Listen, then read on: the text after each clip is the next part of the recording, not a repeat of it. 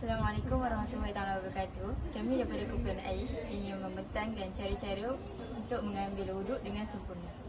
Disunatkan untuk menghadap kiblat dan membaca basmalah sebelum memulakan wuduk. Bismillahirrahmanirrahim. Membasuh kedua-dua tangan hingga ke pergelangan tangan sebanyak 3 kali dengan menyerati setiap jari. Disunatkan guna tangan kiri untuk menyerati jari tangan kanan dan guna tangan kanan untuk menyerati jari tangan kiri. Terdapat doa khusus untuk ketika melakukan ini. Allahumma inni as'aluka al-yumna wal barakah wa a'udzu bika minal syumi wal halakah. Kemudian berkumur-kumur sebanyak 3 kali sambil berdoa di dalam hati. Allahumma a'inni ala tilawatil kitabik wa kasrati dzikri laka wa tsabbitni bil qawli tsabit fil hayati dunya wa fil akhirah. Selepas itu, istinsyak iaitu membersihkan lubang hidung dengan cara menyedut air ke dalam lubang hidung berserta doa. Allahumma arihni raihatul jannah wa anta radil anni. Kemudian mengeluarkannya sambil berdoa. Allahumma inni a'udzu bika min rawaih an-nari wa min sau'id dari.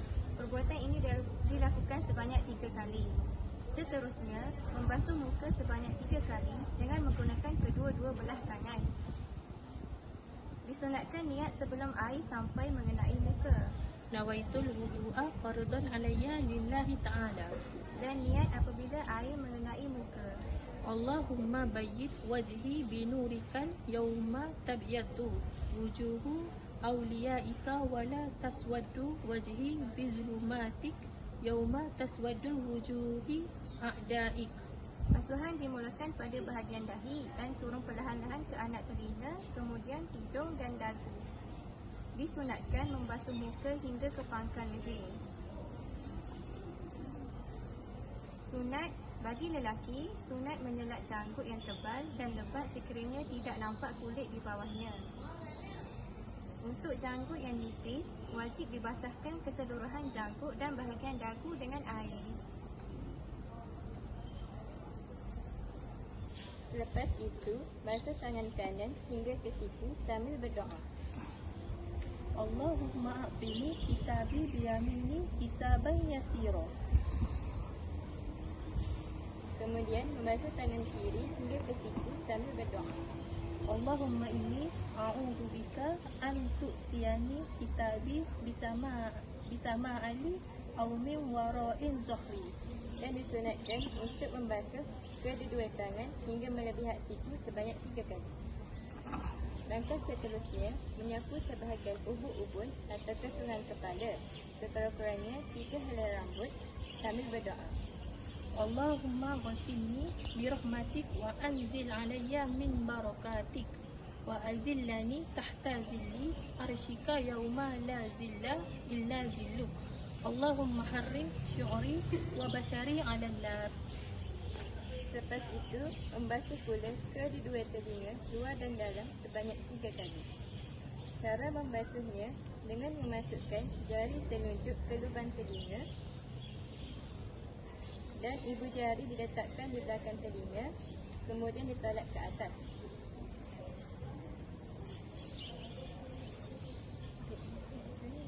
Selepas itu, membasuh pula kedua telinga, luar dan dalam sebanyak 3 kali. Cara membasuhnya dengan memasukkan jari telunjuk ke dalam lubang telinga dan ibu jari diletakkan di belakang telinga, kemudian ditolak ke atas beserta niat. Allahumma ja'alni minal ladzina yastami'una al-qawla fayattabi'una ahsanahu. Allahumma asmi'ni munadiya al-jannati ma'al abrari. Terdapat 3 cara yang lebih detail semasa membasuh telinga. Cara yang pertama, letakkan ibu jari atas telinga dan jari telunjuk tangan kanan dan kiri bertemu dengan dahi dan ditolak ke atas sebanyak 3 kali.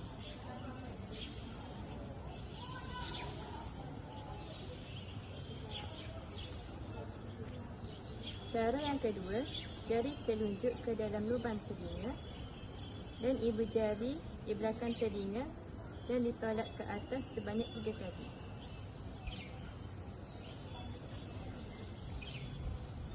Cara yang ketiga, jari telunjuk di depan cuping telinga dan ibu jari diletakkan di belakang cuping telinga dan digosok sebanyak 3 kali. Akhir sekali, membasuh kaki kanan hingga ke buku lali atau lebih sebanyak 3 kali sambil berdoa. Allahumma thabbit qadami ala siratil mustaqim yauma tazillal aqdam finnar. Kemudian, membasuh kaki kiri hingga ke buku lali atau lebih sebanyak 3 kali. Wa a'udzu bika an tazilla qadami anis sirati yauma tazilla fihi aqdamul munafiqin. Dan disunatkan untuk menyelati jari-jari kaki menggunakan tangan kiri untuk menyelati jari kaki kanan dan kiri dengan cara ini daki dan kotoran yang terdapat di celah-celah jari dapat dibersihkan untuk menyampaikan air ke siku.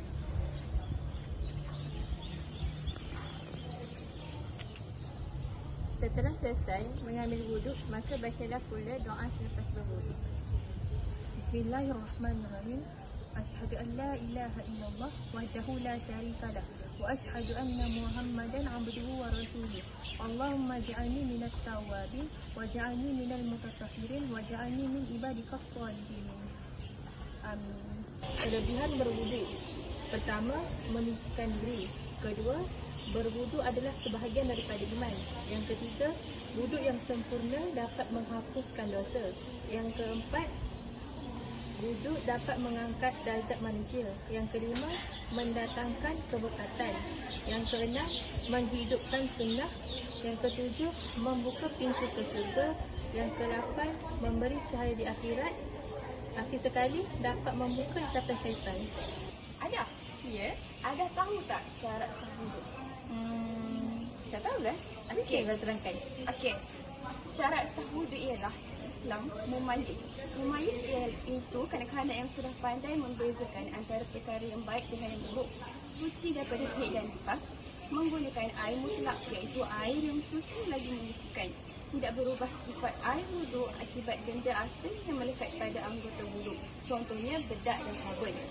Sekiranya ada benda asing yang melekat pada anggota tubuh, ia perlu dibersihkan terlebih dahulu sebelum wuduk. Tidak ada benda yang menghalang air sampai kepada anggota wuduk seperti getah, penyilat kuku dan lilin. Syazah, tahu tak perkara apa yang batalkan wuduk? Tak tahu. Cuba Haris cakap. Okey, yang pertama, keluar sesuatu daripada kubur atau dubur yang meliputi benda cair, keras dan lain-lain. Sama ada benda itu sikit atau banyak. Yang kedua, tidur tidak tetap kedudukan dua papan punggung itu. Dan yang ketiga, hilang akal kerana mabuk, tidur, hitam dan lain-lain. Yang keempat, bersentuhan kulit antara lelaki dan perempuan yang bukan mahram tanpa berlapis. Yang kelima, menyita kemaluan hadapan dan belakang dengan perut tapak tangan, perut tangan dan perut anak jari. Sama ada kepunyaan sendiri ataupun orang lain, sama ada dia hidup ataupun mati. Syazah, kita tahu tak ada satu perkara nak beritahu? Betul. Kan makro, kita berduduk. Ya. Okey, yang pertama, menggunakan air yang terlalu sejuk atau panas. Yang kedua, berlebihan menggunakan air seperti basuh air kotor wuduk lebih daripada 3 kali. Yang ketiga, menganggap anggota wuduk tanpa sebarang keuzuran. Contohnya tak sakit ke, tak rasa sejuk sangat pun, tapi dia hilang. Yang keempat, berwuduk dalam tandas. Yang kelima, mendahulukan anggota kiri daripada kanan. Sekian, terima kasih daripada dukungan kami.